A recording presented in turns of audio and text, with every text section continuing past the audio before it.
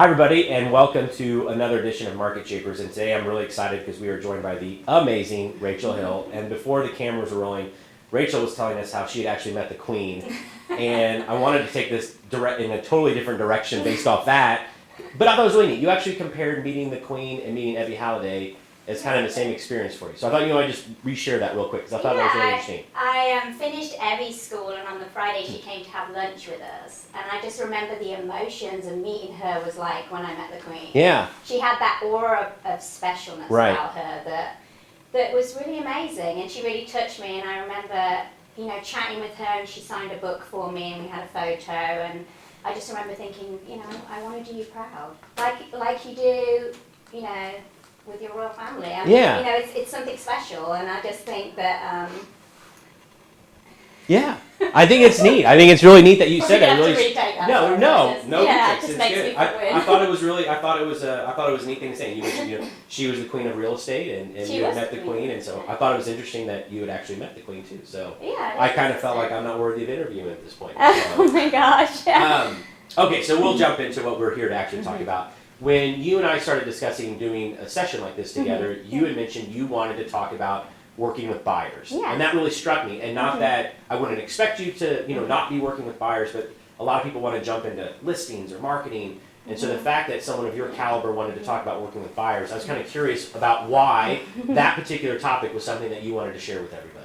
I love working with people, and I think with a seller, you don't get to spend as much quality time with them because you obviously list the home, you get the house ready, you spend a lot of time prepping the house, and then once it's on the market, they're being kind of pushed out their home for showings and things like that, and you really have a lot of email, maybe phone calls, but not one-on-one time. And I think it's all about the journey. Working with a buyer is you get to spend a lot of one-on-one time with them, you get to understand them, get to know them, and you get to kind of work on their wish list and bucket list of what their dream home looks like. And it's special. It's special being part of that journey. Right. We talked a little bit about, it's obviously great working with either side, but certainly when someone's listing their house, there's so many moving parts and stressful parts. Working with the buyer, you're right. You are kind of more on that joyful side of the spectrum a little bit. Yeah, I love that.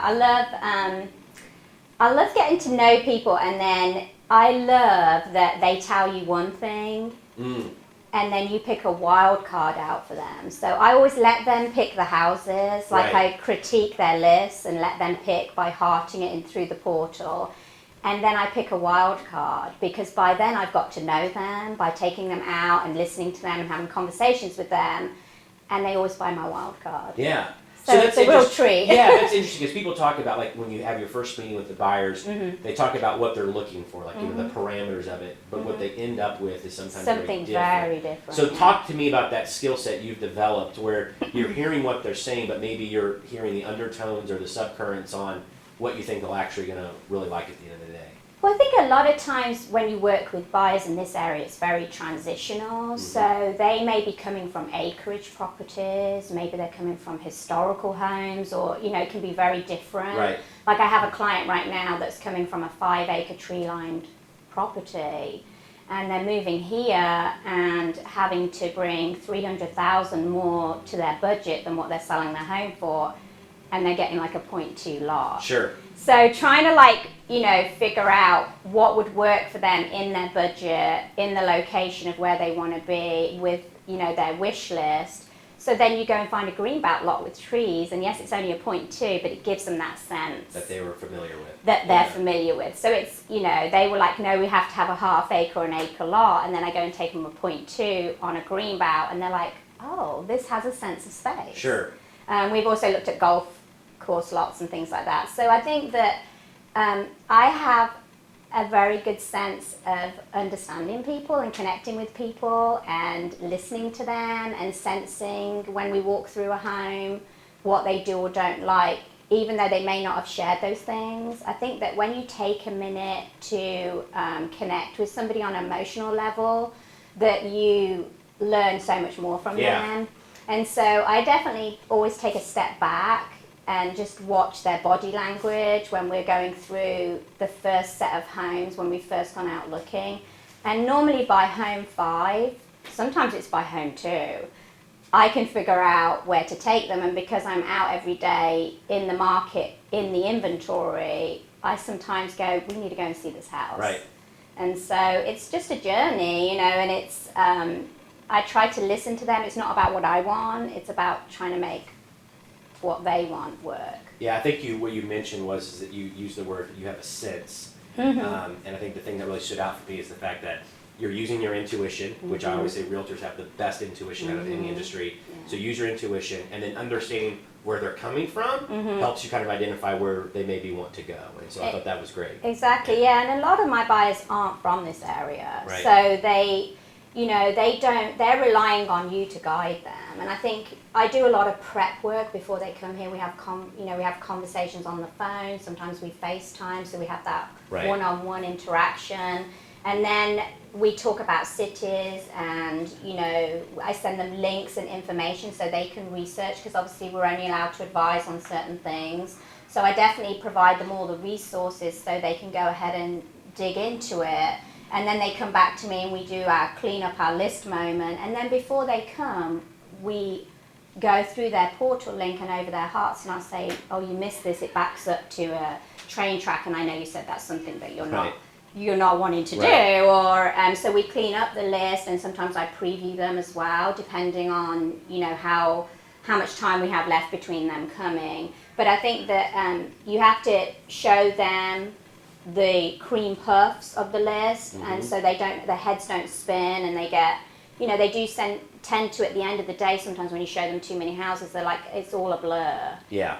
I remember one client coming in and looking at 33 houses in one day. Oh yeah, that could be overwhelming. And he was like, I don't know what city I'm in anymore or where I want to be. And so I think I've learned, you know, I've gone through this journey, that you have to kind of do a lot of the critiquing and a lot of the work up front, so when they come here, you're really showing them what's most important and fits their needs. That makes sense. Talk a little bit about, over time through your career, how the knowledge base of the buyer has changed. So, you know, 10, 15, even 20 years ago, they came to us basically with no information. Now they come to us with a lot. How have you worked with buyers changed because of the fact they've been all over the internet for several months maybe before they've even talked to you, and they think they have an understanding of the market or what they want or what the right price points are. So just kind of talk about maybe how you've had to evolve as the buyers have more information and data at their fingertips. Well, I think they're more informed, and in some ways I think it makes our job easier, because, you know, if you've got a buyer for 2 days, how are you going to cram that information in 2 days and show houses? Right. You can't. Yeah. So I think it's actually a positive that they have access to information, and yes, they do sometimes come to me and have been looking for 6 months, and they have, normally by then they have, this is how many bedrooms, bathrooms, square feet I want, this is, you know, maybe they want to be in Allen ISD or Frisco ISD, you know, they have certain criteria that they want. But then I still bring them when they arrive into my office, and I have a buyer's information pack that I build to the discussions that we've had and to their wish list, and we go over that information, and they always find value in that. Yeah. So it's things that maybe they haven't looked at, like I give them the tax rates for the cities or the school magazines, and they may have looked at the ISD as a whole, but they're particular about an elementary school, and they get to see the ratings through the magazine and things like that. So I think that you can always add value, and I think that, you know, you're out there every day with the products in the neighborhoods, you know. I have a client that loves to run, so I took them to the Tribute because it has a rubberized pre-lit running path. You know, they didn't know about the Tribute. Right. So you always can find a way of adding value and being the expert in the market. They are informed, you are right, but I think it's a positive thing, not a negative. Yeah, I mean, I think part of it too is there's so much information out there and data that they can get access to, but how do you make it real? Like, how do you then take that data and apply it to the actual home that I might buy? And I think that's where your role becomes so important.